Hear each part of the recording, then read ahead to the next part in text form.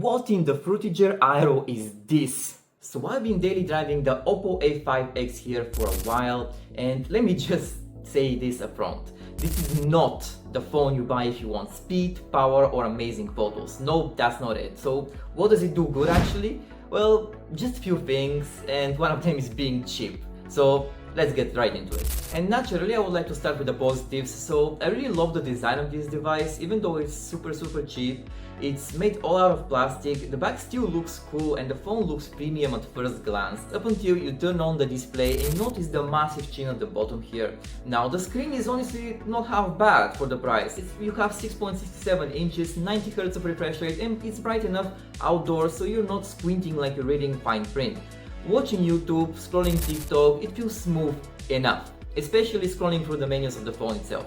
And then there's the battery, 6000 mAh, this thing is a tank, and not only because of its capacity, but also because of the chip and the screen of this device. You can easily go about 2 days, maybe even 3 days if you're light on usage, and when you pair that with the 45 watts of fast charging here, yeah, you're not gonna be stressing out about finding a charger anytime soon. But now about the not so fun part, guys. The performance. This phone is slow. And when I say slow, I mean extra slow. Like opening apps feels like a little game of patience. And to get a better idea of it, my old Redmi Note 8 Pro from 2019 is 2 times faster. Even basic multitasking, switching between social media apps, and the browser gets super choppy. And gaming, just forget about it. You can play something casual, but try something heavier and you'll be tempted to throw this phone straight into the trash bin. And I know many of you guys are gonna be like, but Val, this is like a super ultra cheap phone, like you don't have to destroy it that much, right?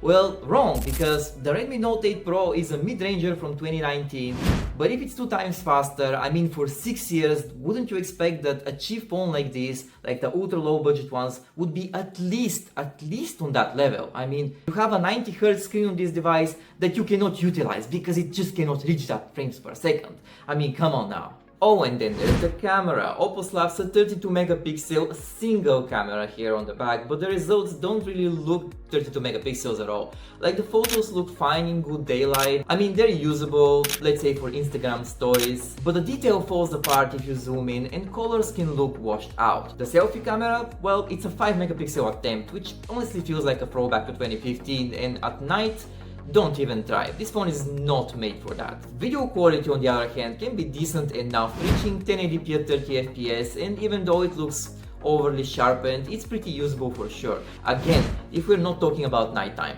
But let's be honest, you don't buy this phone because of its amazing camera capabilities, you buy it because it's hella cheap. And actually my phone carrier offered it to me for just 25 bucks. This phone goes normally for about 130 bucks, but if you know where to look, you can find it even cheaper just like I did, and if you do, then this is a pretty great deal. Now for software. ColorOS on Android 15 runs, but the laggy hardware drags it down a lot. Swiping around feels like you're pulling the phone along with you instead of it keeping up. I had moments where I tapped something, waited, then tapped again thinking it didn't register, and then suddenly it would all catch up at once. Not fun, especially when it comes to scrolling. So who is this phone actually for?